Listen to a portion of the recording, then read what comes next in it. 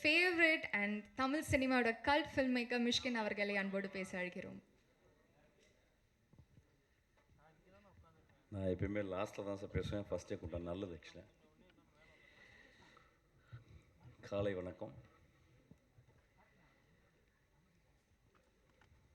ஒரு ரொம்ப வருஷத்துக்கு முந்தைய, ஒரு 12 வருஷத்துக்கு முந்தைய, 10 வருஷம் இருக்குன்னு நினைக்கிறேன். நான் ஒரு கதையை போய் நான் தானு சார்கிட்ட சொன்னேன். சொன்ன உடனே தானு சாருக்கு அந்த கதை பிடிக்கல. சொன்னால், தம்பி இந்த கதை என்னால் பண்ண முடியாது அப்படின்னாரு. அந்த படம் தான் நந்தலாலா.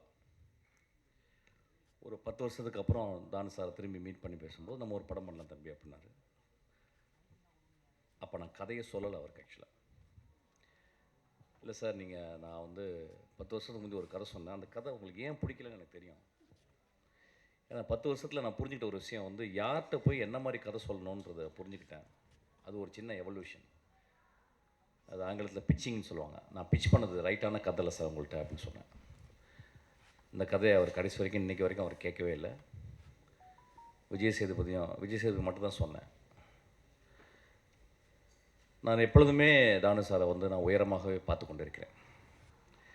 நான் சினிமா சேர்றதுக்கு முந்தி அவருடைய படங்களுடைய போஸ்டர், அவர் எப்பயுமே ஒரு தமிழ் சினிமாவின்னு ஒரு மிக மிக ஒரு ஈஸ்தட்டிக் சென்சிபிளோடு இருக்கிற ஒரு ப்ரொடியூசர்.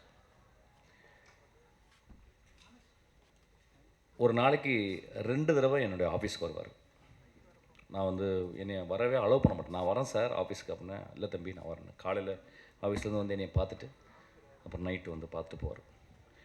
நான் இத்தனை படங்கள் 27 வருஷம் நான் சினிமாவில் இருக்கேன். 18 வருஷம் நான் டேரக்டராக பண்ணி புரிஞ்சிருக்கேன்.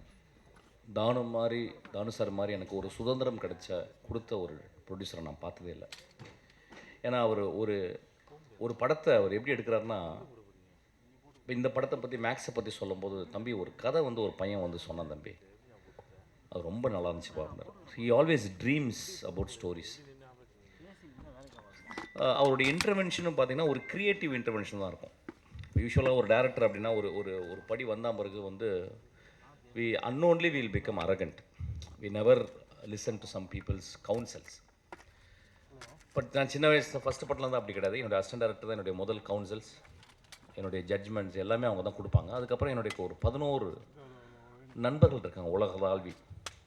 ஸோ நான் ஸ்கிரிப்ட் எழுதி முடித்தவொன்னே ஒரு 11 நண்பர்களுக்கு நான் ஸ்கிரிப்டை மெயில் பண்ணுவேன். அவங்க படிச்சுட்டு சொல்லுவாங்க. ஆக்சுவலாக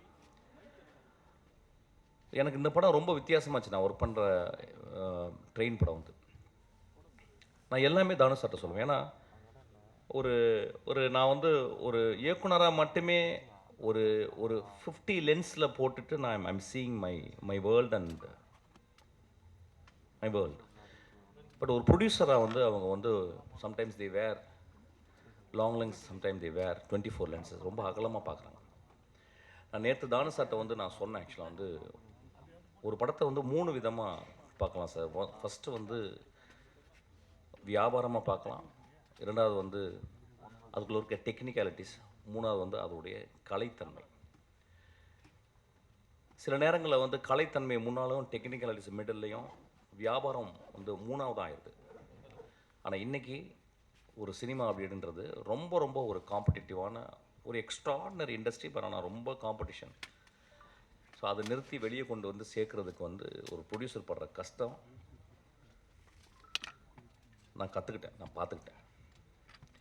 ஸோ இப்போ நான் என்ன பண்ணியிருக்கேன், அந்த ஷிஃப்ட்டை ஃபஸ்ட்டு ஒரு படம் அந்த படம் அந்த போட்ட காசை அவங்களுக்கு கொண்டாந்து கொடுக்கணும்.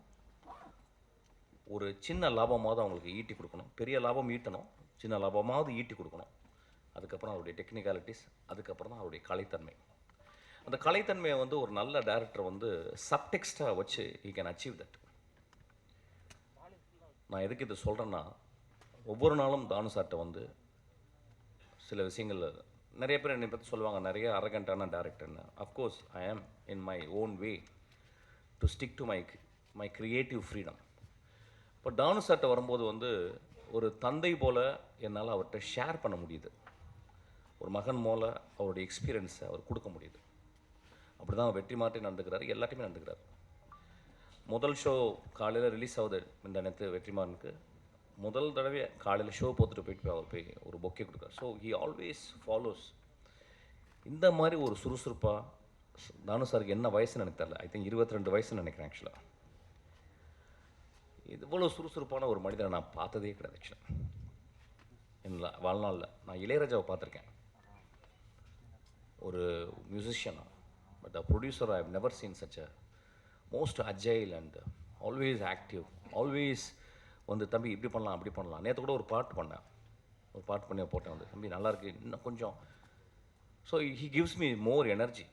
அதை வந்து நம்ம ஒரு க்ரியேட்டிவாக நம்ம எடுத்துக்கணும்னு நினைக்கிறேன் ஆக்சுவலாக. எனக்கு இந்த ஒரு this thing I learn from Thanu sir. I am so grateful to you sir. அப்புறம் இந்த படம் பார்த்தேன். இந்த படம் முத ட்ரைலர் வரும்போது ஐ நோ கிச்சா, அதாவது எப்படின்னா ஒரு தடவை நான் போய் அவர்கிட்ட கதை சொல்லியிருக்கேன். ரொம்ப வெரி வெரி டீசன்ட் மேன். நான் வந்து I went all the way to Bangalore and I narrated story. He liked it. ஆனால் அதுக்கப்புறம் ஏதோ சம்திங் இட் ஹேப்பன், அதெல்லாம் பண்ண முடியல. அவரும் ஒரு 30 வருஷமாக 25 வருஷமாக ரொம்ப ஸ்ட்ராங்காக அவர் வந்து ஒரு பெரிய ப்ரொட்டாகனிஸ்ட், ஒரு பெரிய ஹீரோ அவர் வந்து இப்போ நம்ம அவர் படங்கள் நம்ம வந்து இங்கேயும் பார்க்க போகிறோம். இப்போ வந்து ஒரு படம் வந்து இப்போ வந்து இந்தியா வந்து ஒரு மாநிலமாக ஆயிடுது கிட்டத்தட்ட சினிமா பொறுத்தில். யார் வேணால் எங்கேருந்து வேணாலும் அவங்க வந்து ஏற்றுக்கொள்ளப்படுகிறார்கள். அப்படி தான் இருக்கணும் ஆக்சுவலி. இப்போ வந்து ஒரு ஹீரோ எங்கள் ஏரியா ஹீரோ அப்படிலாம் கிடையாது. இப்போ வந்து இது வந்து ஒரு கலையாக மட்டுமே சினிமா பார்க்கப்படுகிறது. ஸோ இந்த படம் ரொம்ப நல்ல கமர்ஷியலாக இருந்துச்சு. எனக்கு அந்த இயக்குனருக்கு வந்து நான் வாழ்த்துக்களை சொல்கிறேன். There are many kinds of film. Fassbinder எடுக்கிறது ஒரு ஃபிலிம், பெல்லாட்டர் எடுக்கிறது ஒரு ஃபிலிம், குரசவா ஒரு ஃபிலிம் எடுக்கிறாரு, பிரசான் ஒரு ஃபிலிம் எடுக்கிறாரு, பொலான்ஸ்கி ஒரு ஃபிலிம் எடுக்கிறாரு, நோலன் ஒரு டிஃப்ரெண்ட் கைண்ட் ஆஃப் எடுக்கிறாரு. நிறைய ஃபிலிம் மேக்கர்ஸ் இங்கே நம்ம இந்தியாவை பார்த்தோம்னா ஷியாம் பெனகல்லேருந்து ஆரம்பிச்சுன்னா வெற்றிமாறன்லேருந்து இன்றைக்கி ராம்லேருந்து தியாகராஜன், குமார் ராஜா, இன்றைக்கி மிகப்பெரிய வெற்றி படங்களை கொடுத்த டேரக்டர்ஸ் எல்லாமே. இதுதான் ரைட் ஃபிலிம் அப்படின்றது கிடையாது. ஃபிலிம் அப்படின்றது வந்து நிறைய ஜானரில் இருக்கணும், நிறைய சுவைகளை கொண்டதாக இருக்கணும். ஒரு சாப்பாடு எடுத்துக்கிட்டோம்னா வந்து நம்ம we are not just merely surviving to eat ஒரு ஃபுட்டு. அது ரொம்ப டேஸ்ட்டாக இருக்கணும். அதனால தான் வந்து இயற்கையை நம்மளுக்கு டேஸ்ட் பட்டை வந்து நம்மளுக்கு கொடுத்துருக்கு. எக்ஸ்ட்ராடனரி எவல்யூஷனில் நம்மளுக்கு வந்து அவர் tongue has been gifted by the extraordinary taste buds. அது மாதிரி டிஃப்ரெண்ட்டாக நம்ம வந்து பார்க்கணும். ஒரு ஷோலையை பார்த்துட்டிங்கன்னா ஒரு காலத்தில் அதை விட ஒரு கமர்ஷியல் படம் இல்லை. Maybe it was rip off from different films inspire ஆகிருக்கலாம். ஆனால் அது ஒரு மிகப்பெரிய, இன்றைக்கு வரைக்கும் இந்தியாவில் மிகப்பெரிய ஒரு கமர்ஷியல் படமாக ஷோவில் இருக்குது. கமர்ஷியல் படங்களும் பண்ணணும். ஒரு கதாநாயகன் கணவன் மனைவி உறவு, ஒரு கதாநாயகன் அண்ணன் தங்கை உறவு, ஒரு கதாநாயகன் நண்பர்கள் உறவு, இப்படியும் இருக்கணும். ஒரு கதாநாயகன் ஒரு பெரிய வீர சாகசம் செய்யும் ஒரு கதாநாயகனாகவும் இருக்கணும். இந்த படத்தில் அப்படியாப்பட்ட ஒரு கதாநாயகனை தான் பார்க்குறேன். வீர சாகசம் செய்யும் ஒரு பெரும் கதாநாயகனாக இந்த படத்தையும் நம்ம பார்க்கணும். இப்போ சமீப காலமாக ஒரு படங்களை ரொம்ப ஸ்ட்ராங்கான ஒரு கிரிட்டிசிசம், கண்டம்னேஷன் எல்லாமே இருக்குது. இதை திரைப்பட இயக்குனர்கள் நம்ம வந்து ஒத்துக்கணும். நான் ரொம்ப யோசிக்கிறேன். ஏன்னா ஒரு காலகட்டத்தில் இன்றைக்கி வந்த எல்லா திரைப்பட இயக்குனர்களையும் அடையாளம் கண்டு சமூகத்துக்கு சொன்னவங்க பத்திரிக்கைக்காரங்களும் மக்கள் தான். ஸோ வென் ஒரு சினிமான்றது ஒரு பேலன்ஸ், அது ரொம்ப கான்சென்ட்ரேட்டட். ஒரு வருஷம் 1.5 வருஷம் உட்காந்து ரொம்ப கான்சன்ட்ரேட் பண்ணி கிட்டத்தட்ட ஒரு ராக்கெட் இன்ஜினியரிங் மாதிரி தான். அந்த ராக்கெட் அப்படி தனித்தனியாக செக்மெண்ட்டாக பிரித்து ஒவ்வொரு டிபார்ட்மெண்ட்டும் ஒரு 5 இயர்ஸ் 10 இயர்ஸ் உட்காந்து ஒர்க் பண்ணுறாங்க. ரொம்ப மெட்டிகுலஸாக ஒர்க் பண்ணுறாங்க. அதுக்கப்புறம் எல்லாம் பண்ணி முடிச்சு லான்ச் பண்ண முடியாத பிறகு திடீர்னு ஒரே ஒரு சின்ன ஒரு வயர்னால் வந்து அந்த பெரிய ராக்கெட் வெடிச்சிடலாம். அந்த மாதிரி தான் சினிமாவும். ஸோ இது ஒரு concentrated work led by the director, also by the actors, the producers. Sometime mishap ஆகும். ஸோ இதையும் மனதில் கருத்து வச்சுக்கிட்டு நம்ம புரிஞ்சுக்கணும். கிட்டத்தட்ட பத்திரிகையாளரும் நம்மளும் பார்த்தீங்கன்னா ரெண்டு கையை கோர்த்து தான் நடக்கிறோம். நீங்கள் இல்லாமல் நாங்கள் இல்லை, நாங்கள் இல்லாமல் நீங்கள் இல்லை. அப்படி தான் இருக்கணும்னு நான் நினைக்கிறேன். ஸோ சில நேரங்கள் நான் திரும்பி திரும்பி சொல்கிறது, கருணையோடு கொஞ்சம் மனதில் வைத்து அந்த மனிதன் எப்படியாப்பட்ட சினிமாக்களை பண்ணியிருக்கிறான் அப்படின்றத வச்சோம் நம்ம கொஞ்சம் விமர்சனத்தை கொஞ்சம், I am not saying to tone down, I am saying கொஞ்சம் please add little compassion when you criticize a movie. அது ரொம்ப இம்பார்ட்டன் நினைக்கிறேன். ஏன்னா இன்றைக்கி சினிமாவை பார்த்தீங்கன்னா எனக்கு அவ்வளோ கஷ்டத்தில் இன்றைக்கி சினிமா இருக்குது. நிறைய பேருக்கு தெரியாது. கஷ்டம்னா ஒரு எப்படி ஒரு ஒரு சீசனுக்கு கூட ஒரு 4 சீசன் இருக்கும். ஆனால் இன்றைக்கி சினிமா அவ்வளோ கஷ்டத்தில் இருக்குது. பெரிய பணங்கள் போட்டு தான் இன்றைக்கி சினிமா பண்ண முடியுது. ஒரு சின்ன படங்களே இன்றைக்கி எடுக்க முடியல. ஆக்சுவலாக கொஞ்சம் மிஸ் ஆனால் கூட அது வந்து மிகப்பெரிய இழப்பையும் பல குடும்பங்களை வந்து ரோட்டுக்கு கூட்டு வர்ற அளவுக்கு சினிமா ஆயிடுது. ஸோ இதை கருத்தில் கொண்டு நம்ம சினிமாவை ரொம்ப கம்பேஷனோட பார்க்கணுன்னு நான் ரொம்ப தாழ்மையோடு கேட்டுக்கிறேன்.